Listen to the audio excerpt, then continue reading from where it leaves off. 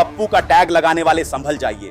राहुल गांधी अब बीजेपी की सबसे बड़ी चुनौती। जिस राहुल गांधी को कभी उनके आलोचकों ने पप्पू कहा था, आज वही राहुल गांधी संसद में सरकार को घेरने की सबसे बड़ी कड़ी बनते जा रहे हैं। वही राहुल गांधी जो कभी अपनी राजनीतिक समझ को लेकर सवालों में थे, आज विपक्ष की आवाज बन रहे हैं और जमीनी कार्यकर्ताओं के बीच अपनी पकड़ मजबूत कर रहे हैं। तो पप्पू का टैग लगाने वालों, अब थोड़ा संभल जाइए, क्योंकि जिसे कभी कमजोर समझा गया था, वही राहुल गांधी अब राजनीति का तराशा हुआ हीरा बनते जा रहे हैं और बीजेपी के लिए चुनौती भी।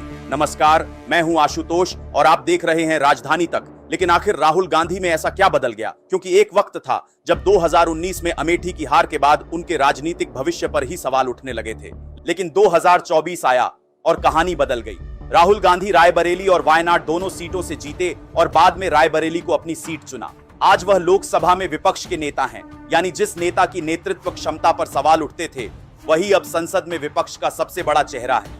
और पिछले 2 साल में राहुल गांधी ने अपने मुद्दे भी बदले हैं। जातिगत जनगणना हो, संविधान का मुद्दा हो या युवाओं से जुड़े सवाल, राहुल लगातार सरकार पर हमला कर रहे हैं।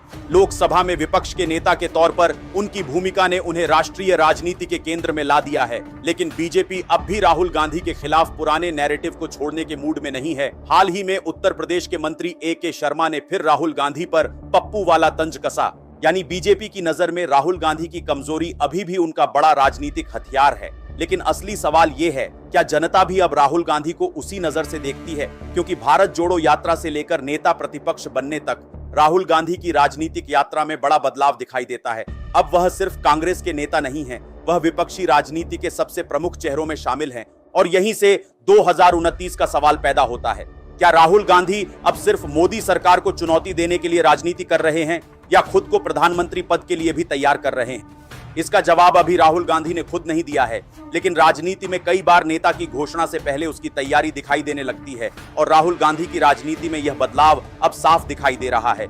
जिसे कभी पप्पू कहकर खारिज किया गया, वही आज बीजेपी के लिए नजरअंदाज करना मुश्किल होता जा रहा है। तो सवाल सिर्फ राहुल गांधी का नहीं है, सवाल यह है कि क्या पप्पू वाला नैरेटिव अब राहुल गांधी की सबसे बड़ी कमजोरी नहीं, बल्कि उनकी पुरानी कहानी बन चुका है? क्योंकि राजनीति में छवि बदलने में साल लगते हैं, लेकिन एक चुनाव पूरी कहानी बदल सकता है और राहुल गांधी की असली परीक्षा अब शुरू हुई है।